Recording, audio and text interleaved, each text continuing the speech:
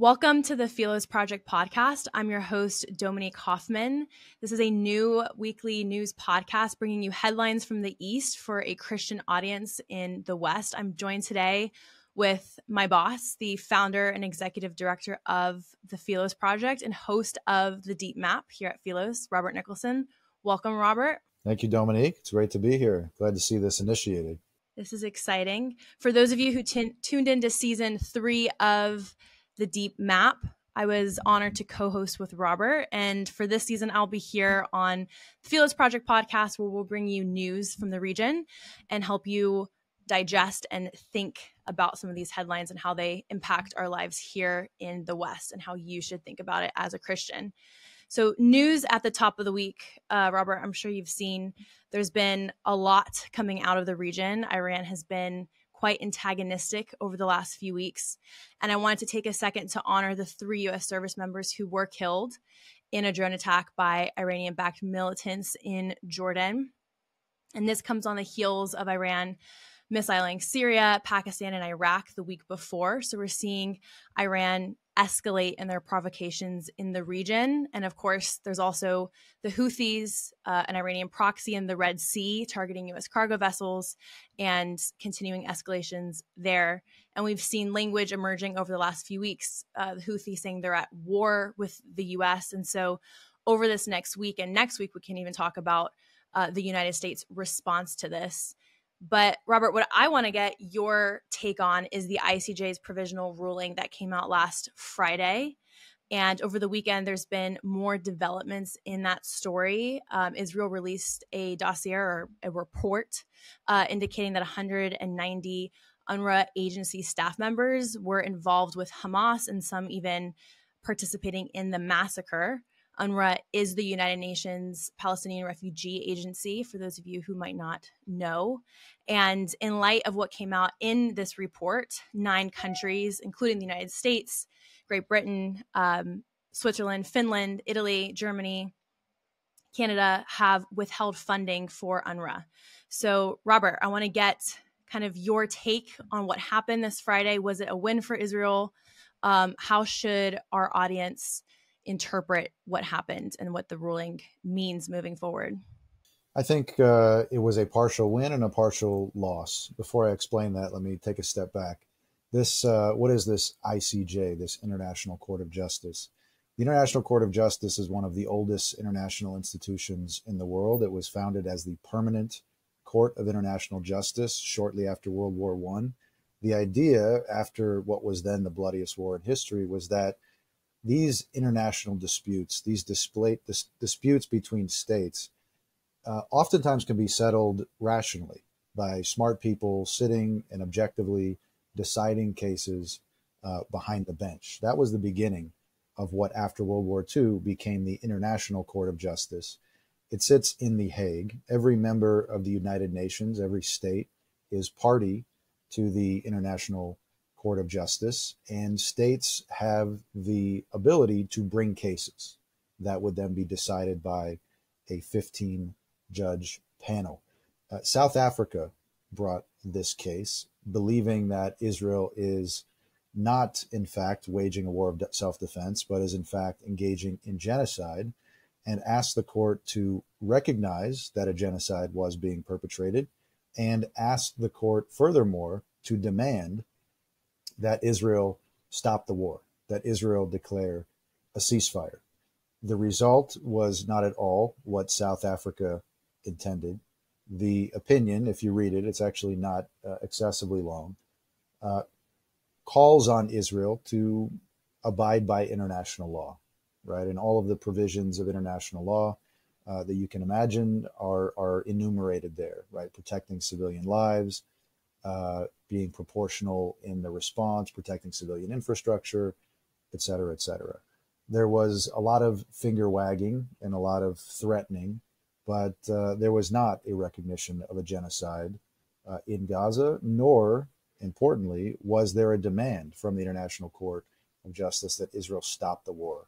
What did happen was that the court demanded Israel to respond within 30 days in writing with a report about the ways in which it is making sure the genocide doesn't happen, the Israel has 30 days to respond, after which South Africa will be given the opportunity to respond and make comments, and the court will take further steps as necessary. I say it was half and half because while there was a lot of scolding of Israel, and Israel, of course, was humiliated and taken to task in front of the eyes of the world, the court stopped short of doing what South Africa wanted. And there was a number of information that came out in the course of that proceeding that, on the whole, when viewed dispassionately, actually shows that Israel is both waging a war of self-defense and doing its best to protect the civilian lives and infrastructure of the Palestinians in Gaza. Hmm. And could you quickly explain for our viewers who might not know the connection between South Africa and Iran? So what was their hope in politicizing the charge of genocide in that alliance? Well, of course, the history of South Africa is important here. South Africa is where apartheid was invented. And now, apartheid having been dismantled, the current rulers of South Africa see it as, you could say, their mission to ensure that such things never happen again. They are, to some extent, operating in good faith. But as more and more information comes out, it also becomes clear that South Africa has fairly intimate relations with Iran and with Iranian allies throughout the Near East. It's almost certainly a kind of stunt on the part of South Africa to position itself as, you might think of it, as the leaders of the disenfranchised around the world, not unlike what Gamal Abdel Nasser did in Egypt in the 50s and 60s, and championing that third world, the non-aligned movement. South Africa very much is kind of the modern incarnation of that, and is trying to, of course, increase its own standing by being that state in the world that, speaks truth to power. I don't think it came out the way they expected, but inevitably, in the court of public opinion, South Africa's stock has, of course, risen. For those people predisposed to see Israel as the villain in international affairs. And could you really briefly, before we move on to the dossier that came out, explain what genocide is and why it's a very specific legal term that does not fit, a counteroffensive after being provoked as Israel was by Hamas on October 7th? Thank you for even asking the question, Dominique, because the way genocide is used today, especially on social media, is any big, really bad thing, right? And we decide that's genocide. That's not, in fact, how genocide is defined under international law. Genocide is a very specific thing enumerated in the Convention on the Prevention and Punishment of the Crime of Genocide.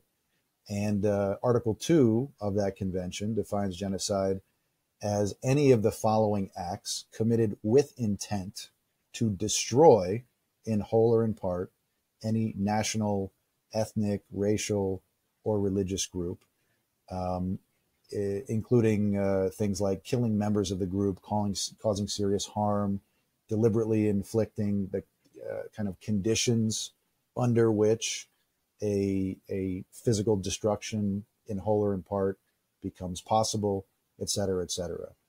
Intent is a key element there, right? These people, whoever's committing genocide is trying to commit a genocide. The fact that they are trying to destroy in whole or in part a whole group, right? It's very much group based, is also extremely key. One of the justices on the court, Justice Sebutinde from Uganda, believed that the case was so absurd that she dissented on every finding of the court and said that there was not even a prima facie case of genocide that the court had the standing to weigh in on. And I think I agree with her opinion there.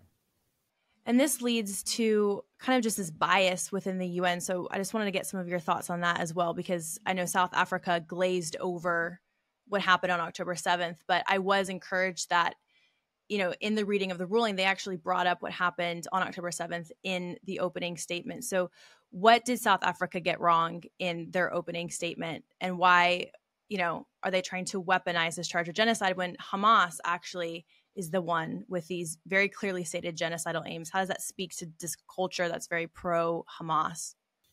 Well, unfortunately, the international arena is extremely tilted against Israel.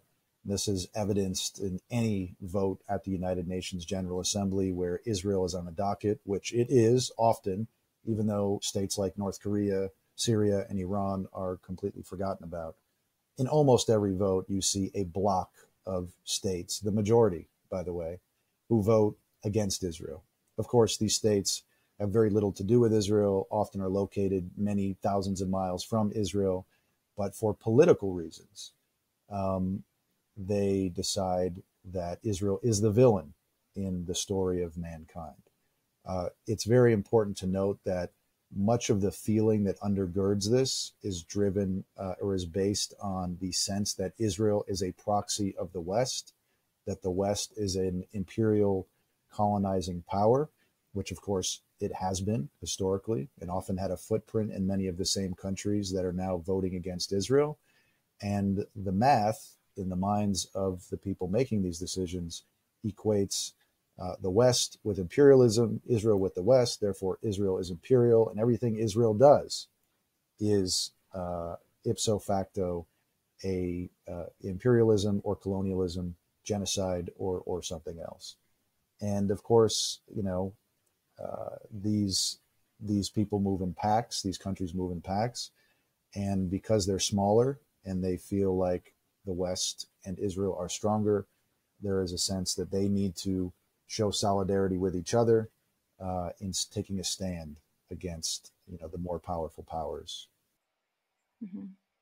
And speaking of that internal bias within the UN, we have UNRWA and everything that came to light with those who are staffers, UN staffers, either participating in what happened on October 7th or being sympathetic and then helping in the post attacks and hostages and transferring of bodies was even cited in the dossier. So what is your reaction to this news coming out? I know that we've known about this for years, but this is a very comprehensive report. And what are the implications of the report?